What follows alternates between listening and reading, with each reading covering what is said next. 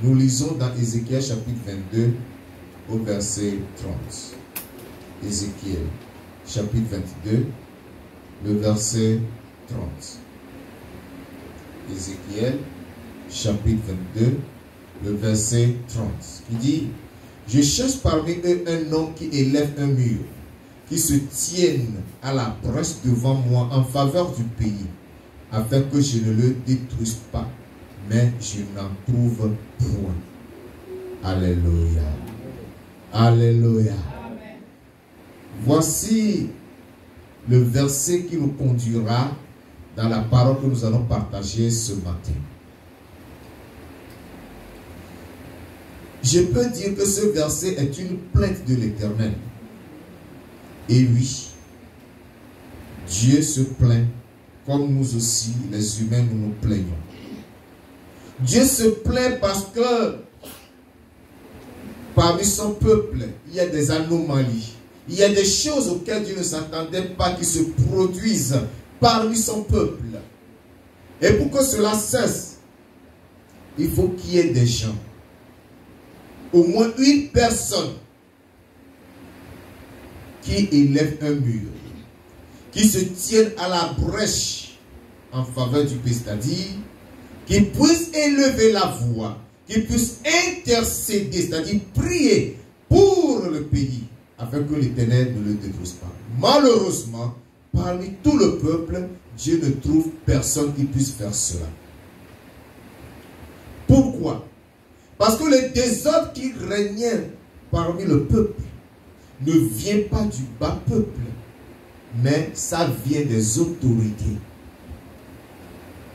Au niveau des autorités, au niveau des exécutants et au niveau de tout le peuple, le mal est si grand, le mal est énorme, le mal est indescriptible. Voyons du verset 25 au verset 28. D'abord, je vous lis le verset 25.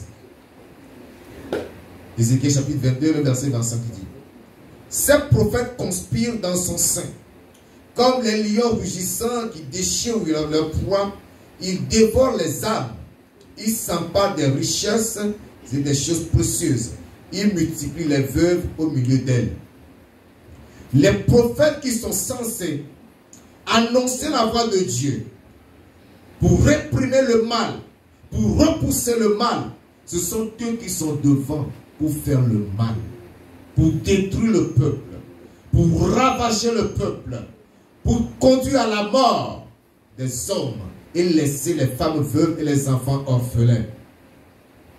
Ce sont ces prophètes qui sont censés enseigner la voix de Dieu, enseigner la crainte de Dieu. Malheureusement, ce sont eux qui font le mal. Regarde dans nos sociétés aujourd'hui. Et c'est pénible lorsque nous écoutons certains témoignages de certains soi-disant hommes de Dieu, avec tout le mal qu'ils causent, au point que l'église aujourd'hui est devenue comme une poubelle. Tout le monde critique, tout le monde insulte l'église et se moque de Dieu, parle mal des hommes de Dieu à cause de certaines personnes qui en réalité sont des charlatans. Donc vous comprenez que le mal n'est pas nouveau. Depuis ce temps ancien, avant que Jésus ne vienne, cela existait dans la maison de Dieu. Voyons le verset 26. Ces sacrificateurs violent ma loi et profanent mes sanctuaires. Ils ne distinguent pas ce qui est saint de ce qui est profane. Ils ne font pas connaître la différence entre ce qui est impur et ce qui est pur. Ils détournent les yeux de mes sabbats et je suis profané au milieu d'eux. Voilà les sacrificateurs qui sont des intermédiaires entre les hommes et Dieu, qui doivent présenter des sacrifices intercédés en faveur du peuple, qui violent la loi et profanent le nom de Dieu, profanent la sainteté, le sacré dans la maison de Dieu. Ils commettent des abominations. Et Dieu se plaint à cause de ces comportements. Ou, voyons, le verset 27. Ces chefs sont dans son sein comme des loups qui déchirent leur proie. Ils répandent le sang, pètent les arbres pour assouvir leur cupidité. Regardez les chefs. C'est-à-dire les hommes politiques. Qu'est-ce qu'ils font? Ils sont comme des loups. Un loup est un carnassier, est un animal qui vit des autres animaux. Et donc quand on dit que quelqu'un est un loup, c'est que cette personne détruit les autres, ruine les autres. C'est ce que sont devenus les hommes politiques. En Juda et à Jérusalem. Détruisant la vie des gens. Ils oublient la justice. Les plus faibles deviennent leur proie. Ce sont les grands, les riches qui sont justifiés. C'est à eux qu'on rend justice. Celui qui est juste est condamné. Celui qui est faux est justifié. À cause de la corruption galopante, Dieu voit tout ça. Et la colère de Dieu doit atteindre tout le peuple. Et regardez comment les prophètes se comportent envers eux. Et ces prophètes ont pour eux, le verset 28, et ces prophètes ont pour eux des enduits de place, c'est-à-dire de faux messages, des vaines visions, des oracles menteurs. Dit des choses ainsi par l'Éternel, alors que l'Éternel n'a pas parlé. Ils racontent la fausseté au peuple. Ils disent ainsi par l'Éternel, ainsi par le Seigneur l'Éternel. Et l'Éternel ne leur a point parlé. Tous sont devenus corrompus, menteurs, faux. Plus de vérité, plus de justice. Plus rien de bon. Et Dieu voit cela. Quand Dieu voit des choses comme ça, c'est sa colère qui s'enflamme. C'est son jugement qui se prépare pour s'abattre sur le peuple. Est-ce que le peuple lui-même est innocent? Pas du tout. Verset 29. Le peuple du pays se livre à la violence, commet des rapines, opprime le malheureux et l'indigent, fout l'étranger contre toute justice. Les faibles, les indigents sont victimes des plus grands. Donc c'est devenu la jungle et c'est le plus fort qui a raison. Les plus faibles sont écrasés comme des mouches. L'étranger n'a pas sa place. L'étranger est écrasé, il est foulé. Dieu voit tout ça. Et il dit, je cherche parmi eux un homme qui élève un mur. Un homme qui se distingue. Un homme dont les mains sont propres. Qui dit, moi je ne vais pas toucher à tous ces souillures qui sont parmi le peuple. Depuis les prophètes jusqu'au dernier du peuple, moi je ne dois pas faire partie. Moi je vais me mettre à l'écart. Je vais parler, je vais plaider la cause de tous les autres afin que Dieu se calme. Malheureusement, Dieu dit quoi? Mais je n'en trouve point.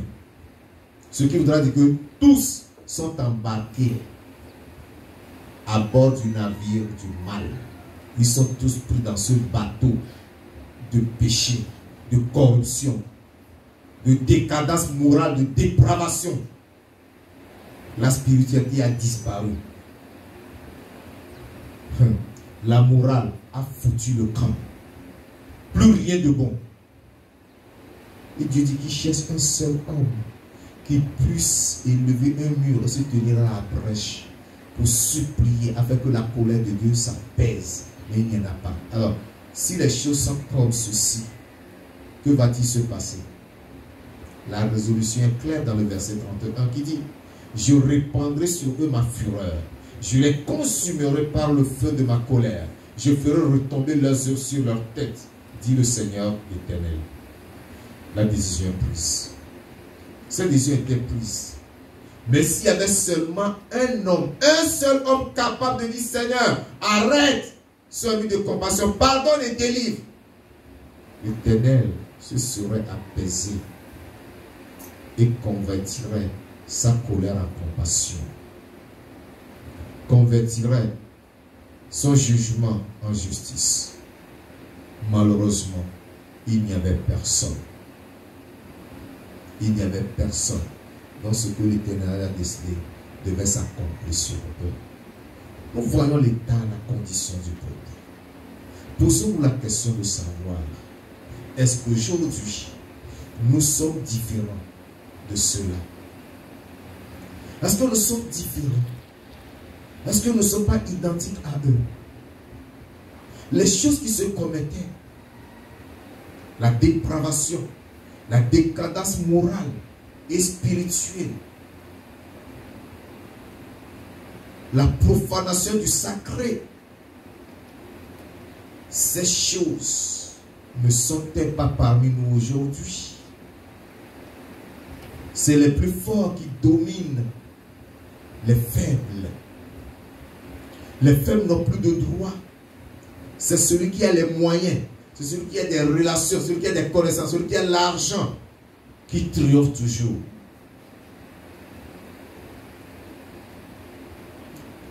Que le Seigneur nous fasse grâce.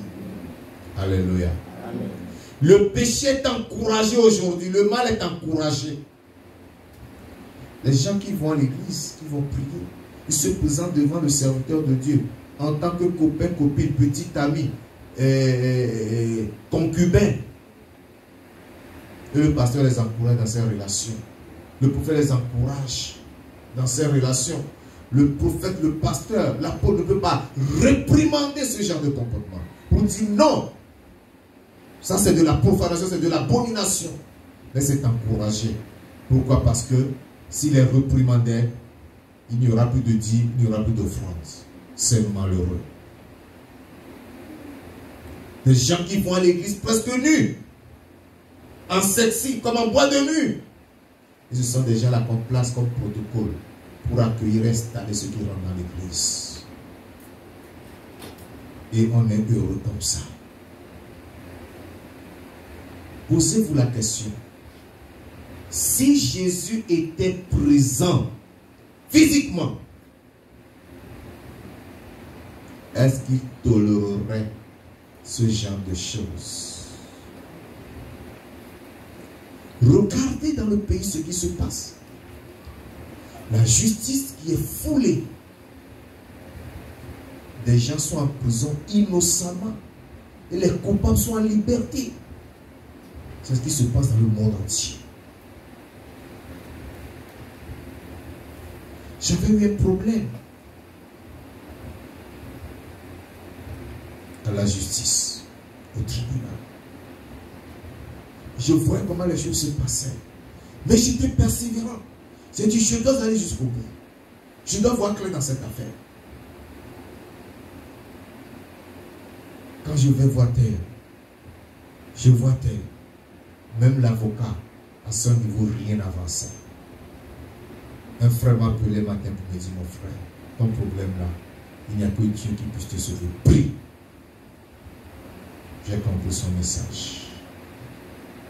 J'ai dit, j'abandonne tous ces hommes, je vais prier, je vais aller, je vais prendre mon dossier, je vais aller même, je vais avancer. Alléluia. Je me suis mis dans la prière. J'ai pris le dossier en main. Je ne consultais plus l'avocat, j'avançais seulement.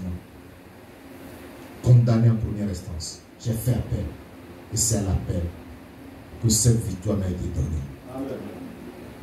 Dieu était de mon côté. Amen. Tout le tribunal était miné. Amen. Partout où je passais, c'était dans des pièges que je tombais. Mais quand j'ai mis Dieu devant, il m'a frayé le chemin. Amen. Alléluia. Amen. Nous devons prier pour nos nations.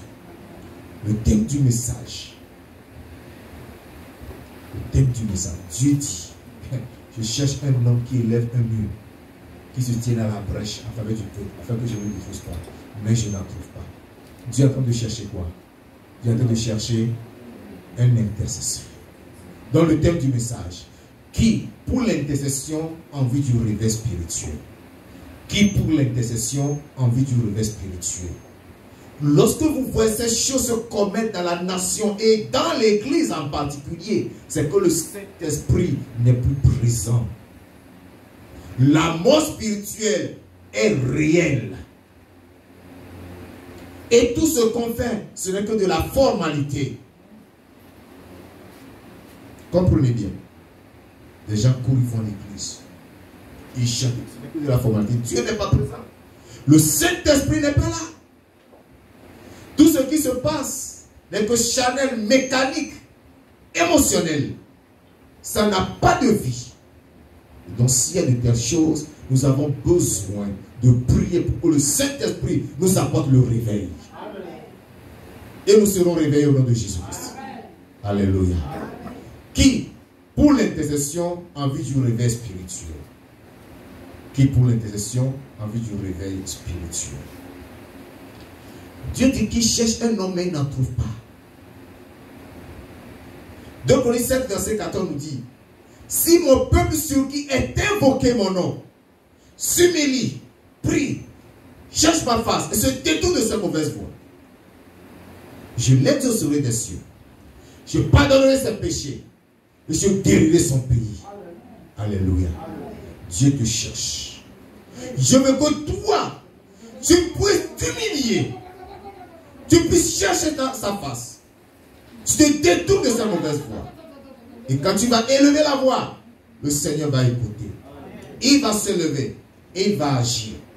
Alléluia. Alléluia. Comprends quelque chose.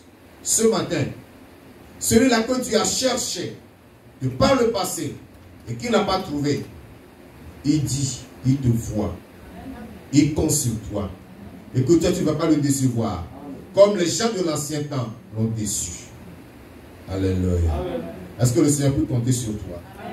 Est-ce que tu peux te lever en tant qu'intercesseur pour parler en faveur du peuple, pour parler en faveur de l'Église, pour que le Seigneur se détourne sa colère et son jugement du peuple et de l'Église? L'Église souffre aujourd'hui. L'Église souffre si aujourd'hui des gens qui n'ont aucune connaissance de la parole de Dieu peuvent se lever et dire des choses contre Dieu, dire des choses contre la parole de Dieu, dire des choses contre les serviteurs de Dieu. C'est que l'Église est en train de souffrir. Et cela ne vient pas de Dieu, c'est l'homme même qui l'a causé. C'est l'homme même qui l'a causé. Le prophète en est responsable. Le sacrificateur en est responsable. Les chefs du peuple en sont responsables. Et donc, nous sommes responsables de ce qui arrive à l'Église et de ce qui arrive dans la nation entière. Mais le Seigneur dit qu'il cherche un homme. Alléluia. Amen. Alléluia. Amen. Donc, nous comprenons déjà ce pourquoi Dieu dit qu'il cherche un homme. La raison ou les raisons pour lesquelles Dieu a besoin des intercesseurs. Comprenez premièrement que Dieu a besoin des gens qui puissent plaider en faveur du peuple et de l'Église à cause de l'abondance du péché. Trop de péché, trop de mal aujourd'hui. Trop d'abominations. Dieu a besoin d'un homme qui se tienne en sa présence en faveur de l'Église et en faveur du peuple à cause de la violence qui règne parmi le peuple. La violence. Dans les milieux scolaires. La violence. Les élèves qui se battent entre eux avec des armes blanches. Qui s'attaquent à leurs enseignants. Nous, à l'époque, même au quartier, tu vois ton enseignant passer là, tu te cachais. On dit voilà l'enseignant, tu cours, tu te caches. À l'école, tu ne peux pas marcher pour rencontrer l'enseignant dans les couloirs. Tu es dans le couloir, l'enseignant passe, tu t'arrêtes. Tu te serres contre le mur, l'enseignant passe. Mais aujourd'hui, l'enseignant passe, ils sont là comme ça. Il ne veut pas le laisser passer. Voilà les enfants que nous avons aujourd'hui. À qui la faute? Les parents sont responsables. L'enseignant est là pour instruire. Les parents sont là pour éduquer. Mais lorsque les parents abandonnent l'éducation à l'enseignant, c'est l'échec. On ne peut pas dire à l'enfant, dis bonjour, dis merci lorsqu'on te donne quelque chose. On ne parle pas la bouche pleine. Sur le passage, tu dois céder le pas au supérieur. Tu dois céder le pas à tes camarades. On n'attend plus soit l'enseignant qui enseigne tout ça. Si l'enseignant doit enseigner tout ça là, quand est-ce qu'il aura le temps de faire son programme? Malheureux. Et les enfants ne savent plus répondre par la violence. L'amour n'y est plus. Le pardon n'y est plus. La tolérance n'y est plus. La violence, des grossièretés dans la bouche. Un élève qui va insulter l'enseignant, regarde sa grosse tête. Malheureux tu es. Tu as fait des études, au lieu d'aller travailler, tu veux enseigner. Tu vas mourir dans la misère. Les élèves qui sont ces jeux de leur bouche. Quand je dis ça, ce ne sont pas des choses que j'invente. Je suis dans ce milieu-là. Depuis 30 ans. Mais ces dernières années-là, ce que nous vivons, c'est différent. Le diable est rentré dans la nation. Le diable est rentré dans l'école. Les gens qui réussissent, ils passent en classe supérieure, de classe en classe, ils ont leurs examens, ils n'ont rien dans la tête. Ils ont des diplômes qui les dépassent. Le niveau inférieur au diplôme qu'ils obtiennent. Demandez à un enfant d'écrire une lettre. Un bachelier. Dès la première ligne là, tu commences à souligner les fautes. Il n'y a rien. Mais quand ils ont des énormités dans la bouche, là, ils sont prêts. Les bêtises, ils sont forts. Parce que on a banni Dieu, on a banni la crainte de Dieu, on a banni l'éducation. La violence les a possédés. Filles comme garçons. Les filles se battent violemment. Les garçons se battent violemment. Pour quelle raison? Pour quelle raison? Notre garçon même. Et je vois qu'elle aussi s'approche de ce garçon. Voilà la cause de la violence. On se bat avec des personnes de bouteille. On se bat avec le couteau. On se bat avec les bâtons. La violence. L'injustice sociale est là. Il y a de l'injustice. Les faibles sont écrasés. Ceux qui n'ont pas de parents sont victimes. Si tu as des parents, tu peux faire tout ce que tu veux. Tu es un tout permis. Tes parents sont là pour te protéger. Quand vous voyez ça dans la nation, cela doit vous interpeller. Il ne faut pas rigoler, il ne faut pas applaudir. Il ne faut pas s'apitoyer. Mais au contraire, il faut crier à l'Éternel. Demander le secours de Dieu. C'est pour cela que Dieu dit, il cherche parmi eux un seul homme. Malheureusement, il n'en trouve pas. Il y a l'oppression. Les faibles sont opprimés. Ils vivent dans une oppression continuelle. Pas de liberté, pas de paix. Ceux qui travaillent ne sont pas payés à la hauteur de leurs efforts. Ils travaillent, c'est le patron qui s'enrichit. La corruption de la foi, c'est dans l'église. La foi est corrupte, c'est-à-dire qu'on a tronqué la foi, on a tronqué la vie spirituelle, la vie chrétienne. Contre quoi? De l'argent. Contre la renommée. La vérité est tronquée. Parce qu'on veut plaire aux hommes. L'apôtre Paul dit, si je cherchais à plaire aux hommes, je ne serais pas serviteur de Dieu. Voilà un homme décidé, un homme engagé, un homme déterminé à ne faire que la volonté de Dieu. Si je dis la vérité, ça te blesse, c'est pour ton bien. Mais tu ne peux pas supporter. La porte est ouverte, tu peux partir. Tu peux partir. Je ne vais pas chercher à plaire à quelqu'un. Jamais. Je te dirai toute la vérité.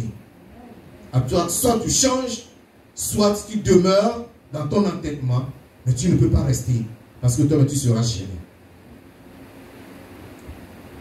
Parce que l'apôtre Paul m'a lancé le défi. Si je cherchais à plaire aux hommes, je ne serais pas serviteur de Dieu. Moi, je veux être serviteur de Dieu. Alléluia. Ce ne sont pas vos types qui m'intéressent, ce ne sont pas vos offrandes qui m'intéressent, ce n'est pas votre argent qui m'intéresse. Ce n'est pas ma relation avec vous qui m'intéresse. C'est le salut de votre âme qui m'intéresse. Et ce qui doit contribuer au salut, je dois vous le dire. Alléluia. La mondanité et l'idolâtrie dans l'église. La mondanité. Qu'appelons-nous mondanité? Le monde qui est transporté dans l'église. Tout ce qui se fait dans le monde est transporté dans l'église. Qu'est-ce qui se fait dans le monde? Dans le monde, avant d'épouser une femme, il faut goûter. Vous êtes devenus des goûteurs. Les filles sont devenues des sucettes. Vous devez sucer. Voici, il y a du bon goût. Ça, c'est transporté dans l'église. On vole dans le monde, on ment dans le monde. C'est transporté dans l'église. Les chrétiens sont devenus des menteurs, des diplomates. Il n'y a pas la vérité. Mensonge, fausseté, des habillements mondains dans l'église,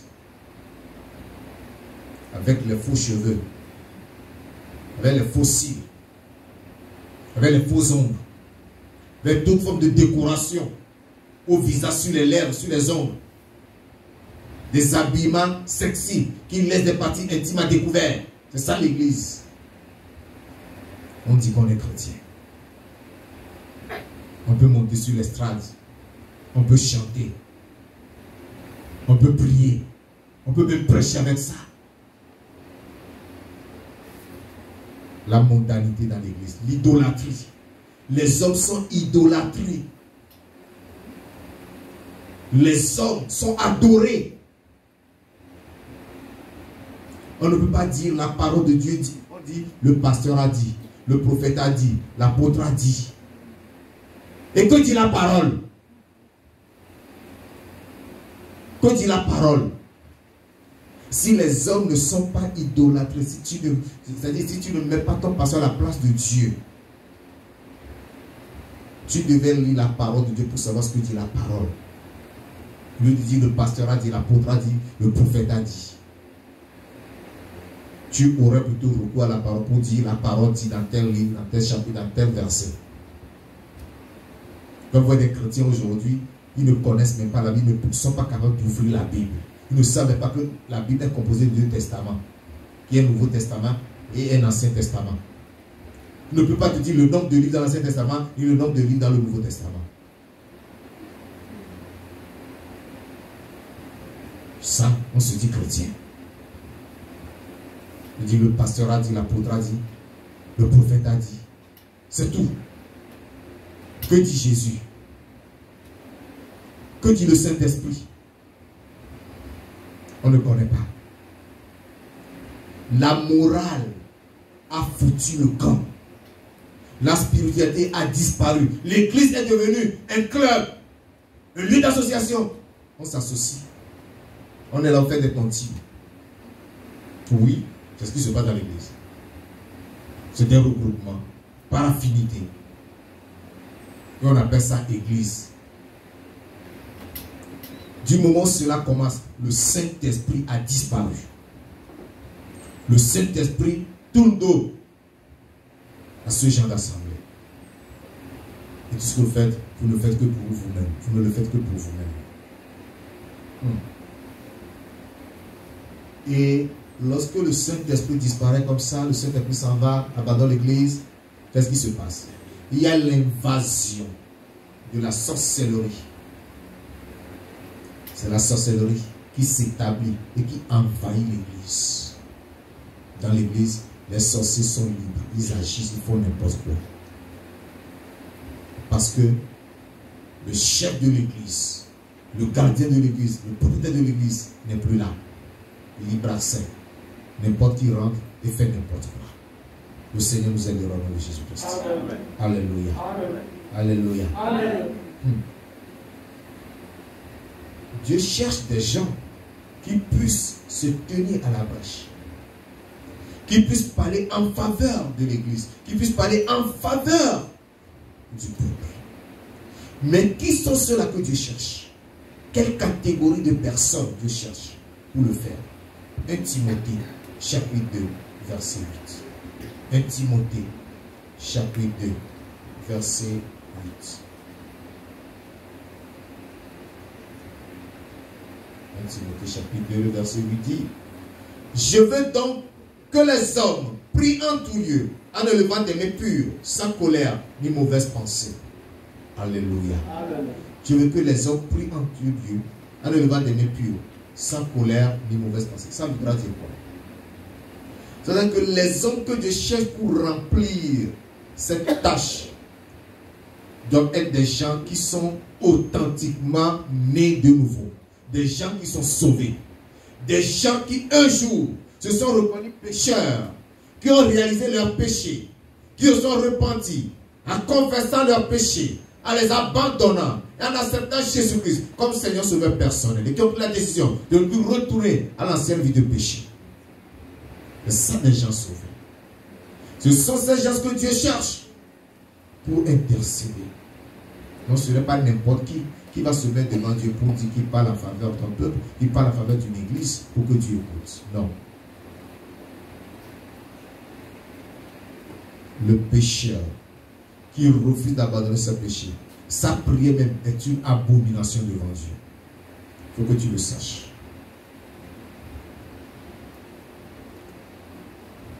Dieu cherche des gens qui ont la crainte de Dieu, ceux qui craignent Dieu, ceux qui sont conscients de la présence de Dieu partout et qui ne peuvent pas se permettre des actions, certaines actions malsaines, des choses désagréables, des choses honteuses, des choses indignes, des choses impies. Bref, parce qu'il craint Dieu, quel que soit là où il se trouve, qu'il soit seul, qu'il soit avec des inconvertis, qu'il soit avec des croyants, ils ne peuvent pas se permettre de commettre le mal. Ce sont ces gens que Dieu recherche. Alléluia. Alléluia. Est-ce que tu fais partie de ces gens que Dieu cherche? Ce n'est pas encore fini. Je n'ai pas encore fini de décrire ce que Dieu cherche. Dieu cherche des gens sanctifiés. Des gens sanctifiés, c'est-à-dire que des gens sur qui le péché n'a plus de pouvoir. Alléluia. Des gens qui ne luttent plus avec le péché. C'est-à-dire des gens qui sont insensibles à la provocation du péché. Quand le péché vient te provoquer là, tu es insensible, tu es mort au péché, tu es mort au mal. Vous voyez, lorsqu'il y a un mort, tu peux prendre la chicotte, chicoter ce cadavre. Tu peux prendre le couteau pour le blesser. Est-ce qu'il réagit? Il ne réagit pas. Si tu es chrétien sanctifié, c'est ce que tu dois être à l'égard du péché. Le péché viendra te provoquer, tu ne réagis pas. Le péché va te montrer tous ses goûts, tous ses plaisirs. Tu ne réagis pas. Tu ne le regardes même pas. Alléluia. Mais si toi tu es là encore, ce péché, tu me dis sur le péché. Mais si seulement je peux faire ça. Si seulement j'avais l'occasion. C'est-à-dire, tu luttes avec le péché. Le péché vient, tu es là, tu te débats, finalement tu dis, le péché m'a vaincu. Ce n'est pas des gens comme ça qui peuvent se tenir devant Dieu pour dire qu'ils sont intercesseurs. Non. C'est celui qui est fini avec le péché. Tu dois finir avec le péché. Quand tu te caches encore pour boire la regarde, la castelle, tu ne peux pas dire que tu vas te tenir devant Dieu pour parler en faveur de quelqu'un. Parce que ta bouche sent, ton cœur est rempli d'alcool. Le Saint-Esprit n'est pas dedans. Tu te casses pour fumer. Tu ne peux pas. Tu te casses pour commettre la fornication. Tu ne peux pas. Ce n'est pas toi que tu cherches. Tu dois abandonner tout cela. Pour que tu puisses te tenir devant Dieu. Ce qui voudra dire que tu es sanctifié, tu es consacré à Dieu. Ton corps est consacré à Dieu. Ta pensée est consacrée à Dieu. Tout ton temps est consacré à Dieu. Ton énergie est consacrée à Dieu. C'est-à-dire, tu te mets à la disposition de Dieu. Alléluia. Il y a des gens qui n'ont pas le temps pour Dieu. Tu n'as pas le temps pour Dieu. Tu as le temps pour ton travail. Tu cours derrière ton travail. Waouh, c'est bien. Je dois une famille, c'est normal. Tu n'as pas le temps pour prier. Tu n'as pas le temps pour méditer la parole. Tu n'as pas le temps pour aller à l'église. Tu ne peux pas être intercesseur. Tu viens aujourd'hui, la prochaine fois pour que tu viennes, il faut qu'on te supplie, il faut qu'on te visite, il faut qu'on t'exhorte, il faut qu'on t'encourage, ou bien on vient te tirer pour que tu ailles. Oh, intercesseur, tu es un blagueur. Tu ne le peux pas. Tu ne le peux pas. Tu dois consacrer ton temps, ton énergie, tes capacités, toute ta force. Tu les mets à la disposition de Dieu. Ce sont là des intercesseurs que Dieu cherche. Ce n'est pas terminé. Ce que Dieu recherche pour intercesseurs sont des gens qui sont versés dans les Saintes Écritures. Ça veut dire quoi? Des gens versés dans les Saintes Écritures, ça veut dire quoi? Des gens qui prennent plaisir à lire la parole, qui connaissent la parole. Alléluia. Tu dois être versé dans la parole. Tu dois connaître que c'est la volonté de Dieu. Parce qu'on ne peut pas prier pour prier. On prie en s'appuyant sur la parole. Qu'est-ce que la parole de Dieu déclare par rapport à ce sujet que tu as entamé? Ou par rapport à ce que tu veux demander. Si tu ne connais pas la parole de Dieu et que tu veux intercéder pour quelqu'un, je prends le cas d'une femme qui est maltraitée par son mari. Et tu veux prier pour cette femme. Si tu ne connais pas la parole de Dieu, tu peux dire, par exemple, Dieu, permets que cette femme quitte cet homme-là pour trouver un autre mari.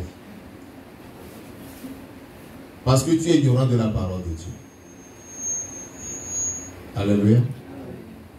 Je me suis fait comprendre. Si tu connais la parole de Dieu, tu aurais su que le divorce n'est pas autorisé, que tu dois prier plutôt pour que l'homme soit délivré de la violence et qu'il y ait la paix dans ce foyer. Alléluia. C'est un exemple que j'ai donné. C'est pourquoi il est important que l'intercesseur soit quelqu'un qui est versé dans la parole de Dieu. L'intercesseur, c'est une personne qui a une vie de prière rigoureuse. Pour lui, le temps de prière, ce n'est pas du jeu, ce n'est pas de l'amusement. Tu pries un peu, tu vas prendre le téléphone, tu vas tricoter, tu reviens. C'est pas ça. Un intercesseur est quelqu'un qui a une vie de prière disciplinée. Tu sais que tel jour de tel à tel je dois prier. De tel à tel je dois prier. Tu as des programmes de prière. Tu aimes la prière. L'intercesseur, c'est quelqu'un, lorsqu'il marche même, il prie. Même quand il mange, il prie. Son esprit est en prière. C'est une machine de prière en fait, un intercesseur. C'est une machine de prière. Vous voyez que Dieu a raison de dire que je cherche mais je ne trouve pas. Certainement des gens se sont présentés. Hein? Je vais le faire, mais ils ne sont pas qualifiés. Dieu dit tu ne peux pas. Alléluia. Mais ce matin, Dieu veut que ce soit toi. Alléluia. Dieu veut que ce soit qui? J'ai entendu combien de mois là? Dieu te cherche. Dieu veut que tu élèves un mur. Et que tu te tiennes à la brèche. En faveur de l'église et du peuple. Alléluia. Il te trouvera, tu le feras au nom de Jésus. L'intercesseur est une personne compatissante et empathique. C'est-à-dire une personne qui a la compassion. D'accord? Tu es compatissant. C'est-à-dire que quand tu vois des gens, tu as pitié, tu es touché par leur situation, par leur état. Tu vois quelqu'un qui est ivre là, qui est sous là, tu as pitié. Au lieu de rire, la personne fait des grimaces. Inconsciemment, bien tombe dans la bouche, tout le monde rit. Ah! Mais toi, tu ne ris pas. Tu es attristé, ton cœur est attristé. Tu comprends que là, ça c'est Dieu qui a besoin de salut. Alléluia. La compassion, tu dois avoir la compassion. Tu dois être empathique, c'est-à-dire que tu es quelqu'un qui se met à la place des autres pour comprendre ce que les autres subissent, ce qu'ils souffrent. Vous comprenez ça? C'est ça qu'on appelle l'empathie. Le fait de se mettre à la place des autres pour essayer de comprendre leur situation. Si tu n'es pas empathique, tu vas condamner les autres. Tu seras en train de condamner. Blâmer. Mais quand tu es empathique, tu te mets un peu à la place de la personne pour essayer de comprendre cette personne. Voilà un intercesseur. Quand tu comprends la personne, tu sauras comment prier. Parce que quand tu pries pour quelqu'un, lorsque tu intercèdes pour quelqu'un, tu poses sur toi le fardeau de la personne. Tu comprends? Tu poses sur toi le fardeau de la personne devant Dieu. Tu présentes ce fardeau à Dieu. C'est ça un intercesseur.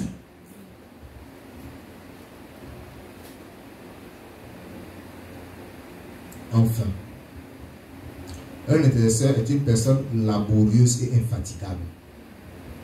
Et que tu es laborieux, ça veut dire que tu es fourni d'efforts. Il y a des moments, tu vas dire aujourd'hui, je ne vais pas manger. Pour le cas de ce frère, pour le cas de ces sœurs, la manière dont je vois l'église aujourd'hui là, non, Dieu doit m'écouter. Je mets tout de côté, je m'enferme jusqu'au soir. Dieu doit m'entendre. Je suis une personne laborieuse. Je suis une personne qui ne se fatigue pas. Tu prends ce sujet, tu le présentes à Dieu du matin au soir. Et quand tu t'aimes, dis Dieu merci parce que tu m'as permis de le faire et j'ai l'assurance que tu m'intercèdes. Alléluia. Voilà l'intercession. C'est pas un paresseux. C'est pas un chien vorace qui mange à gauche, à droite, non. Mais c'est une personne laborieuse et infatigable qui ne se fatigue pas. Tu termines avec ça aujourd'hui, demain il y a un autre, tu l'attaques encore. C'est ça l'intercesseur. C'est ça celui que Dieu recherche. Est-ce que Dieu peut te trouver? Est-ce que Dieu peut compter sur toi? Regarde aujourd'hui, quand tu sors, quand tu vas au travail le matin, regarde tous ceux-là qui se roulent au bord des rues pour chercher quoi? Le taxi. Regarde leur comportement. Comment les plus forts repoussent les faibles. Les personnes âgées ne sont pas respectées. Les chiens sont violents. Celui qui arrête le taxi et propose, l'autre vient de là. Lorsqu'il a entendu, on a klaxonné, c'est le même destination là. C'est lui qui vient monter. Et celui qui a parlé est là. Parce que pour monter, il vient, il le bat complètement et il monte. Parce qu'il est fort. Quand tu vois tout ça là, ton cœur te dit quoi? Quand tu apprends que tel est pour avec tel, mais quand on est arrivé là-bas, on n'a même pas permis à l'autre de parler. Lorsque l'autre a parlé, tu dirais tout de suite, on a mis l'autre là en cellule. Ça te dit quoi? Ça te dit quoi? La justice ne peut pas s'établir dans un pays si les chrétiens gardent leur bouche fermée. Il faut que vous le sachiez. Aucun chef d'État ne peut réussir sa mission réellement si les chrétiens gardent leur bouche fermée. Si vous ne priez pas, rien ne marchera. Il peut avoir la bonne volonté, mais le diable va lui inspirer des idées erronées, il va faire des mauvaises choses. Alléluia. Et ça, moi, je l'ai toujours dit. Ce n'est pas la première fois. Je l'ai toujours dit. Que le Seigneur nous aide. Quel est le but de l'intercession? De tout ce que j'ai dit là, vous devez déjà comprendre pourquoi vous êtes intercédé. Néanmoins, nous allons encore le reprendre. Dans notre texte de départ d'Ézéchiel chapitre 22, verset 30, Dieu dit, afin qu'il ne détruise pas le peuple, afin qu'il ne détruise pas le pays. Donc c'est d'empêcher le jugement et la colère de Dieu de s'exécuter, d'une part. D'autre part, pardon, voyons 1 Timothée chapitre 2. Je lis cette fois-ci du verset 1 au verset 4. 1 Timothée chapitre 2. 1 Timothée chapitre 2 du verset 1 au verset 4. Vous allez comprendre. J'exhorte donc, avant toute chose, à faire des prières, des supplications, des requêtes, des actions de grâce pour tous les hommes, pour les rois et pour tous ceux qui sont élevés en dignité, afin que nous menions une vie paisible et tranquille, en toute piété et honnêteté. Cela est bon et agréable devant Dieu notre Sauveur, qui veut que tous les hommes soient sauvés et parviennent à la connaissance de la vérité. Amen. Amen. Alléluia. Amen. Dieu veut que tous les hommes puissent prier. Priez pour tous les hommes, tous ceux qui sont élevés en dignité, pour les rois, pour les autorités, pour les principaux, pour tout le monde. Pour que toi-même, chrétien, tu puisses vivre dans la paix. Pour que tu aies la paix. Pour vaquer libre des occupations. Pour que l'église aussi soit en paix. Pour que l'église ne soit pas torturée. Pour que l'église ne soit pas opprimée. Pour que la justice soit établie dans la nation. Je vais vous détailler ça. Je vais aller rapidement. Le but de l'intercession est multiple. Mais nous pouvons noter certains éléments. L'intercession a pour but de détourner les hommes de l'impiété. Détourner les hommes de l'impiété. C'est-à-dire d'empêcher les hommes de faire tout ce qui offense Dieu. Tout ce qui n'honore pas Dieu. Détourner les hommes de l'impiété. De ramener les cœurs à Dieu. Les cœurs sont éloignés de Dieu. Il y a des parents qui ne sont même pas capables de contrôler leurs enfants. Vous voyez comment le cœur des enfants sont éloignés de Dieu. Il faut ramener ces cœurs-là à Dieu. Pour que ces cœurs apprennent la crainte de Dieu. Pour que ces cœurs se soumettent à Dieu. Pour que ces cœurs obéissent à Dieu. Ramener les cœurs à Dieu. Sauver les pécheurs. Pour que les pécheurs soient sauvés. Si dans le quartier, il y a un voleur qui vous vole, qui vous dérange, le jour où vous apprenez que ce voleur est sauvé, c'est la joie. Mais il ne peut pas être sauvé comme ça. Il faut que toi tu pries pour ce salut. Alléluia. Le but de l'intercession, c'est d'imprimer la crainte de Dieu dans les cœurs. Que des gens apprennent à craindre Dieu. Imprimer la crainte de Dieu dans les cœurs. C'est aussi détourner la colère et le jugement de Dieu. Lorsque Dieu est en colère contre quelqu'un ou contre un peuple et qu'il veut libérer son jugement par ton intercession, tu détournes la colère de Dieu, tu apaises Dieu et sa colère tombe et son jugement tombe et les gens sont sauvés. Alléluia. Le but de l'intercession, c'est aussi de guérir des maladies. Quelqu'un qui est malade ou intercesseur, tu te mets à la place de cette personne, tu dis Seigneur, tu dois le guérir. Guéris-le.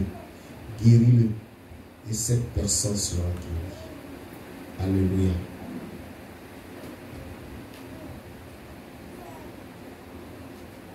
Le but de l'intercession, c'est aussi de délivrer des attaques diaboliques. Quelqu'un qui est attaqué par le diable, par les démons, tu pries pour que cette personne soit délivrée. C'est aussi protéger contre les œuvres du diable. Quand tu intercèdes pour quelqu'un, c'est que cette personne, c'est que cette église, c'est que ce peuple soit protégé contre les œuvres du diable. Et l'objectif, ou le but final, pour lequel nous intercédons et pour lequel Dieu cherche des intercesseurs parmi nous aujourd'hui, c'est pour produire le réveil spirituel afin d'enrayer la corruption, les souillures, la mondanité et la sorcellerie dans l'église et pour amener les gens à la vraie repentance. Vous voulez que je le répète? Produire le réveil spirituel afin d'enrayer la corruption, les souillures, la mondanité et la sorcellerie dans l'église et pour amener les gens à la vraie repentance. La vraie repentance. Repentance authentique. Pas repentance de caméléon dont vous vous repentez aujourd'hui là. Quelqu'un dit je me repens. On dit oui, tu as écouté le message, tu es touché, tu veux abandonner le péché, tu veux donner ta vie à Christ, tu lèves tes deux mains, tu sors, prie pour toi. Mais dès que tu sors de l'église, c'est le même péché que toi-même tu estimes avoir confessé. Ce sont les mêmes péchés que tu vas commettre. Et quand ton papa dit non, tu sais, la chair est faible, l'esprit est disposé, mais c'est la chair qui est faible. C'est la chair qui fait ça. La chair qui fait ça, toi, mais quel effort tu fais? Des faux repentis, des menteurs. Vous faites ça pour faire plaisir à qui? Pas à moi, mais Dieu vous voit. Donc lorsque nous prions et que l'Esprit de Dieu est à l'œuvre, le réveil spirituel naît. Et quand il y a le réveil véritable, eh bien, la corruption qui gangrène l'église est enrayée. Les souillures disparaissent. La mondanité, la sorcellerie disparaissent de l'église. Et les gens sont amenés à une vraie repentance. Les sorciers se repentent et confessent leurs péchés. Et confessent leur sorcellerie qu'ils ont pratiquée contre les gens et contre l'église même. C'est le réveil qui produit cela. Quand je vous invite à faire l'effort d'être de véritables intercesseurs, surtout priez pour qu'il y ait le véritable réveil dans l'église et dans la nation. Alléluia. Amen. Que l'église de Jésus-Christ au Gabon connaisse le réveil, afin que toutes ces choses que nous vivons aujourd'hui, sont de gens qui pensent que c'est lorsqu'ils font la politique qu'ils auront une grande église, ils auront une grande assemblée, ils seront élevés, ils auront beaucoup de richesses, beaucoup de biens, ils seront bénis. Qu'ils sachent qu'ils ont une limite dans laquelle ils doivent travailler. C'est parce qu'il n'y a pas le réveil qui se donne à n'importe quoi. Et l'église en pâtit énormément. Alléluia. Que le commerce de l'évangile cesse. Que l'évangile soit prêché en esprit et en vérité. Alléluia. Amen. Dieu se plaint de ne pas trouver un seul homme qui intercède. Mais il se tourne vers toi ce matin et te pose la question. Est-ce que toi tu pourras me faire ce travail? Est-ce que je peux compter sur toi? Est-ce que toi tu pourras te tenir à la brèche à ma faveur? Est-ce que toi tu pourras me supplier pour que j'envoie les plus de réveil? C'est ça la question que Dieu te pose ce matin. Est-ce que tu peux répondre à Dieu? Quelle réponse tu vas donner à Dieu? Tu dois commencer par te repentir, par demander pardon à Dieu et demander de mettre en toi l'esprit et tous les qualificatifs d'un intercesseur qui le soit agréable. Levons-nous pour la prière. Lève-toi pour la prière. Lève-toi pour la prière. Et lève la voix et dis merci au Seigneur. Remercie le Seigneur. Qui pour l'intercession en vue du réveil spirituel, dit merci à Dieu. Parce que tout cela est dévoilé. Un intercesseur est un serviteur de l'homme. Il n'est pas exposé. Personne ne sait ce qu'il fait. Mais dans le secret, il a accompli son ministère. Remercie le Seigneur. Demande-lui de poser sur toi ce matin l'esprit d'intercession, l'esprit de supplication. Pour que vous sachiez qu'au point où nous sommes parvenus, Cette église a besoin des intercesseurs. Arrêtez vos prières individuelles égoïstes. Portez le problème de l'église devant le Seigneur. Portez l'église devant le Seigneur dans vos prières. Portez les frères devant le Seigneur. Portez la nation dans la prière devant le Seigneur. Pour que le Seigneur agisse. Dis au Seigneur, Seigneur, qualifie-moi pour que je puisse le faire. Qualifie-moi. Délivre-moi du péché. Que ma vie te soit entièrement consacrée. Parle au Seigneur ce matin. Parle à Dieu ce matin. Demande-lui de te qualifier. Demande-lui de te qualifier pour que tu accomplisses cette œuvre. Je cherche parmi eux un homme qui élève un mur et qui se tienne à la brèche en faveur du peuple. Mais je n'en trouve point. Il dit qu'il n'en trouve point. Alors sa colère, son jugement seront déchaînés s'il ne trouve pas d'homme. Dis Seigneur, me voici, moi je le ferai. Tout comme dans Isaïe chapitre 6, le Seigneur a dit, qui enverrai-je et qui marchera pour nous? Une voix retentit en réponse. Me voici Seigneur, envoie-moi. Dis oui Seigneur, envoie-moi. Dis Seigneur, tu peux compter sur moi. Seigneur, tu peux compter sur moi. Je suis prêt ce matin. Je suis prêt ce matin. Demande au sang de te laver. Demande au sang de te laver. De te qualifier.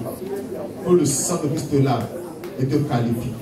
Que le sang de Christ te lave et te qualifie ce matin. Que l'Esprit de Dieu te remplisse. Que l'Esprit de Dieu t'investisse de toute la puissance, de toute l'autorité, de toute la capacité pour que tu l'accomplisses. Oui.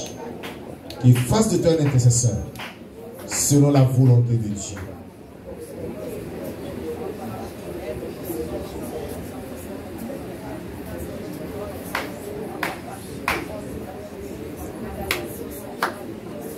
Moi je dis oui, oui, oui. Moi je dis oui, oui, oui. Je dis oui, Seigneur. Je dis oui, Seigneur. Je dis oui, oui, Seigneur. Je dis oui, oui, Seigneur. Je dis oui, Seigneur. Je dis oui, Seigneur. Je dis oui, oui, Seigneur. Je dis oui, oui, Seigneur. Je dis oui, oui, Seigneur. Je dis oui, Seigneur. Je dis oui, Seigneur. Je dis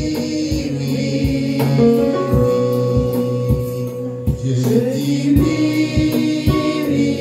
Je dis oui, oui, Seigneur. Je dis oui, oui, Seigneur. Je dis oui, Seigneur. Je dis oui, Seigneur. Je dis oui, oui. Je dis oui, oui. Je dis oui, oui. Je dis oui, Seigneur.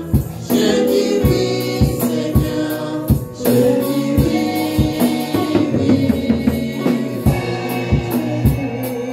Je dis oui, oui.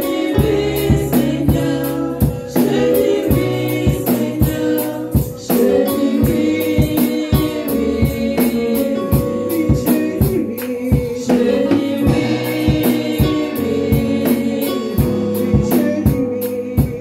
dis oui,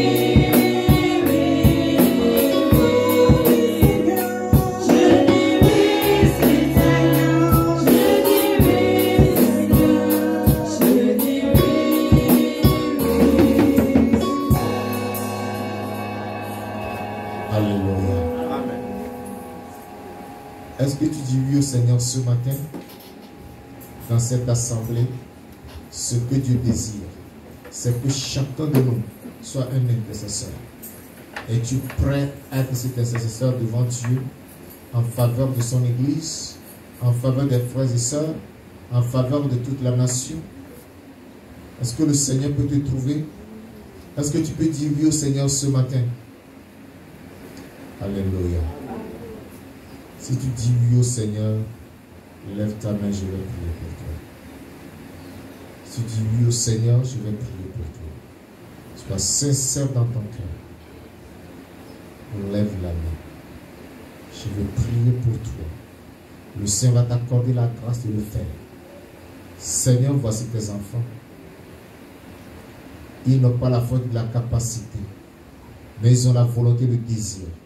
C'est pourquoi je prie ce matin que tous ceux qui dans leur vie les disqualifier, les condamner, les empêcher d'être des intercesseurs, Seigneur Dieu, que tout cela ce matin soit brisé et détruit par le sang de Jésus-Christ de Nazareth. Je te les recommande au Seigneur Dieu.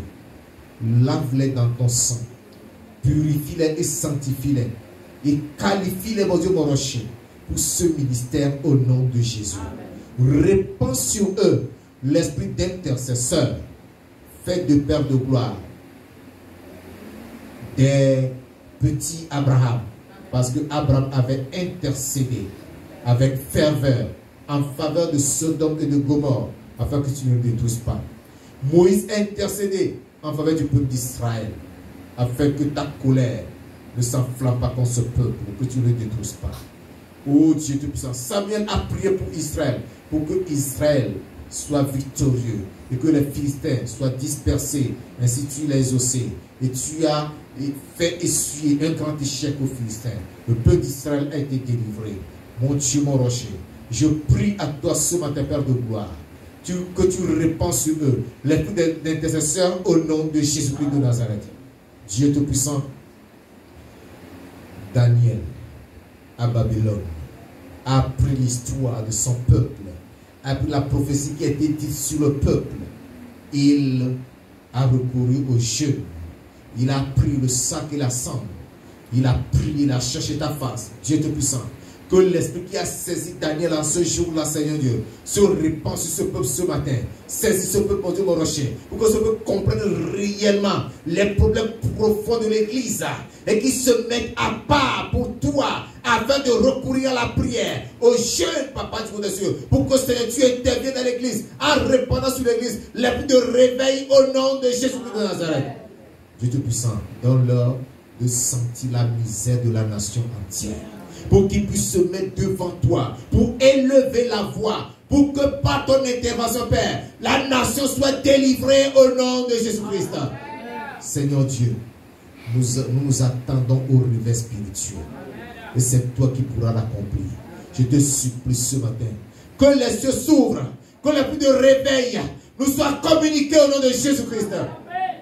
Ne nous réveillera pas, Seigneur, afin que ton peuple se réjouisse en toi. Seigneur Dieu, nous dormons d'un sommeil profond, d'un sommeil dogmatique, Papa Dieu. Nous avons besoin de la vie qui vient de toi, Seigneur Dieu. Répands sur nous cette vie au nom de Jésus, afin que le mal, le péché, la corruption, la mondanité soit détruit, soit enrayé de ta maison au nom de Jésus-Christ de Nazareth. Et que la vérité, la vie soit dispensée dans ton église au nom de Jésus. Père Tout-Puissant, merci parce que je crois que tu nous as exaucés. Que toute la gloire, l'adoration, la louange te soit rendue pour ta fidélité. C'est au nom puissant de Jésus-Christ de Nazareth que nous avons ainsi prié. Amen. Amen. Amen. Soyez bénis.